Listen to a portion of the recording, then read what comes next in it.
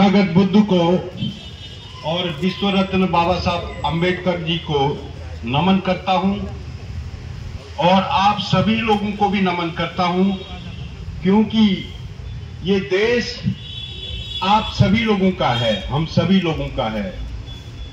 क्योंकि जब हमने भारत के संविधान की प्रस्तावना बोली तो हम भारत के लोग, उसमें पहला वाक्य लिखा था हम भारत के लोग। उसमें कोई अंतर कहीं पर भी नहीं है, न जाति के आधार पर, न धर्म के आधार पर, न संप्रदाय के आधार पर, किसी तरह का कोई अंतर नहीं। हम भारत के लोग। आज हम भारत के लोगों का जो सपना था, बाबा साहब अंबेडकर ने अखंड भारत बनाया। 26 जनवरी 1950 को जब बाबा साहब द्वारा रचित संविधान लागू हुआ इस देश में, तो उस दिन अखंड भारत बना। उससे पहले 565 रियासतें थी। कितनी रियासतें थी? 565। भारत खंडित था। और इससे पहले सम्राट अशोक के समय अखंड भारत बना। और उस अखंड भारत आज कितने टुकड़ों में कितने देश बन गए। और जो कुछ था 565 रियासतों में था, बाबा साहब ने उसको संविधान देकर के हम भारत के लोगों का एक अखंड भारत बनाया। तो ऐसे महापुरुष को हम नमन करते हैं। लेकिन इस देश के अंदर अमित शाह को भारत के संविधान ने गृह मंत्री बनाया। गृह मंत्री बनाया।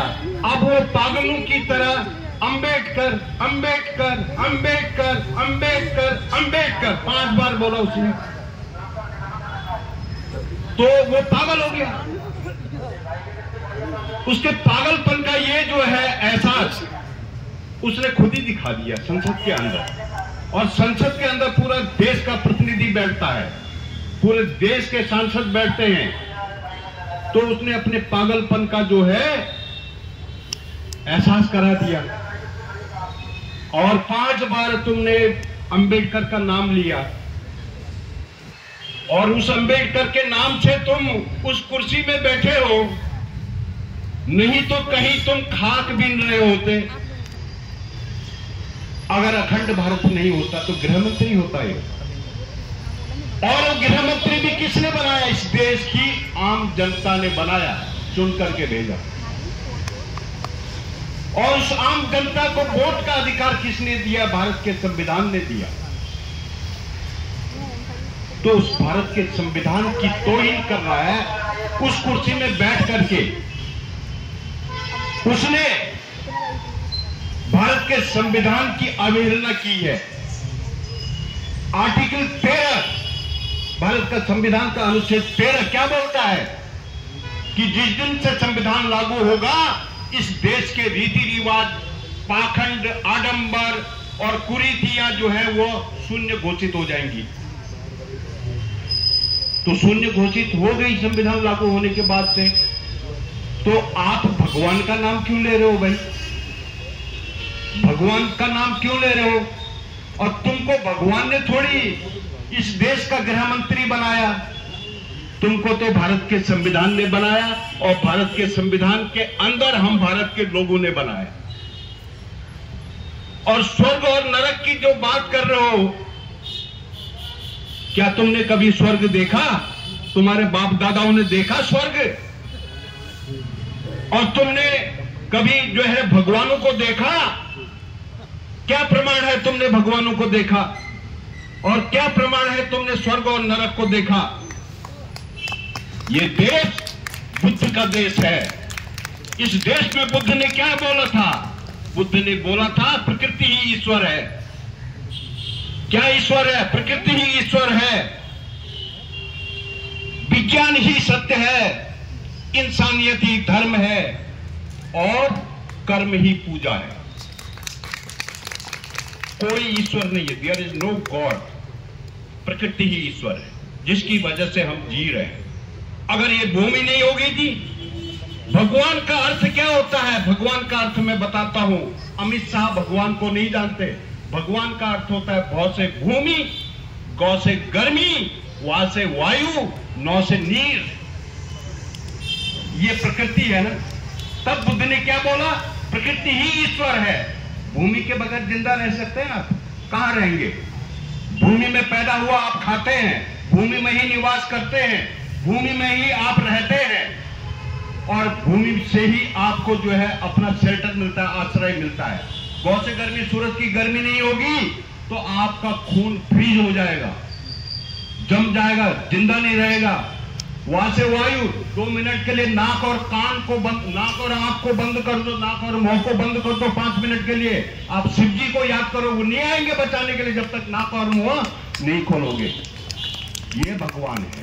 और 9 से नींद पानी नहीं पियोगे तो जिंदा रहोगे। ये बुद्ध का देश है।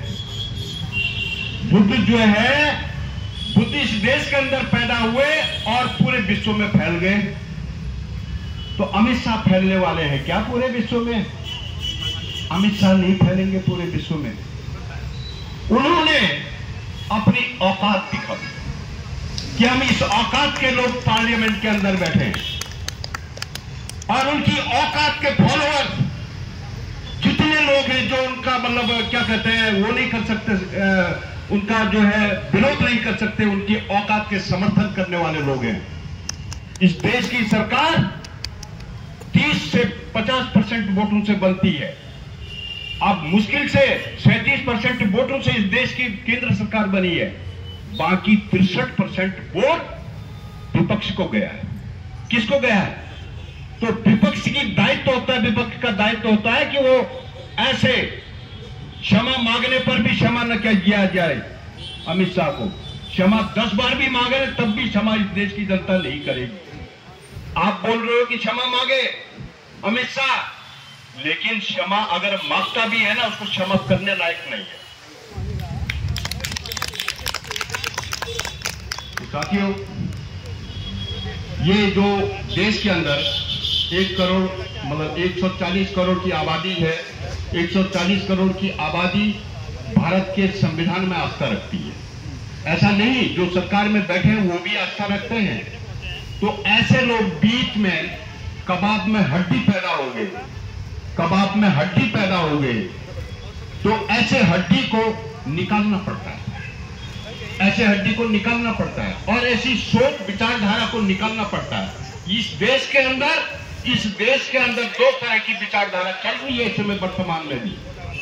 वो कौन सी विचारधारा? एक मनुवाद, जो विषमता पर आधारित विचारधारा है। मनुवाद का मतलब क्या है? जो विषमता पर आधारित विचारधारा है। और एक अंबेडकरवाद, जो समानता पर आधारित विचारधारा है। 2 तरह की विचारधारा चल रही है। आप किस विचारधारा के समर्थक हैं? क्या इस देश को अखंड भारत बनाए रखने के लिए आप समर्पित हैं? आपका कमिटमेंट है इस देश को अखंड भारत बनाने के लिए? क्या अमित शाह की तरह इस देश को बांटने का काम करेंगे आप? क्या ये खंडित करने की एक भूमिका है? ये अखंड भारत का जो है एक दुश्मन पैदा हो गया, आप लोगों को समझना होगा। ये एक आइडियोलॉजी है। इस आइडियोलॉजी को जब तक हम लोगों के बीच में नहीं जाएंगे, जब तक लोगों के बीच में नहीं पहुंचाएंगे कि देश देखिए तुम्हारा भगवान था, तो इस देश के अंदर 800 साल मुसलमानों ने राज किया, कहां गए थे तुम्हारे भगवान उस समय? 200 साल अंग्रेजों ने राज किया, उस समय कहां गए थे तुम्हारे भगवान? 35 करोड़ देवी देवता है ना। तो जब देश अखंड भारत के रूप में संविधान ने दिया, तो ये देश जो है एक सूत्र में बंधा। तो साथियों, इस अखंड भारत को बनाए रखने के लिए ऐसी विचारधारा को कुचलना होगा। जो इस तरह की विचारधाराएं लोग संसद में बैठ करके, संसद की जो भावना है, संसद का जो गरिमा है, उसने अपनी गरिमा को तार-तार किया। होम मिनिस्टर की गरिमा को, होम मिनिस्टर की कुर्सी में कोई दूसरा आएगा तो उस समय भी याद किया जाएगा कि अमित शाह एक ऐसा कलंक वाला जो है होम मिनिस्टर इस देश के कुर्सी में बैठा, याद किया जाएगा। भाई जैसे राम को याद करते हैं, रावण को याद करते हैं, किस भूमिका में याद करते हैं? रावण अगर उतना शक्तिशाली नहीं होता तो राम का कोई वर्णन ही नहीं होता। तो ऐसे लोगों को हमने देखना है, समझना है ऐसे लोगों को जब तक हम देखेंगे नहीं, समझेंगे नहीं, तो इस देश के अंदर परिवर्तन नाम की और इसकी देश के अंदर अखंडता नाम की कोई चीज नहीं होगी। तो ऐसे लोगों को नकारने की जरूरत है, ऐसी विचारधारा को नकारने की जरूरत है। और भाई वो अपने में सुधार, आप सुधार लाना चाहेंगे उस आदमी के अंदर,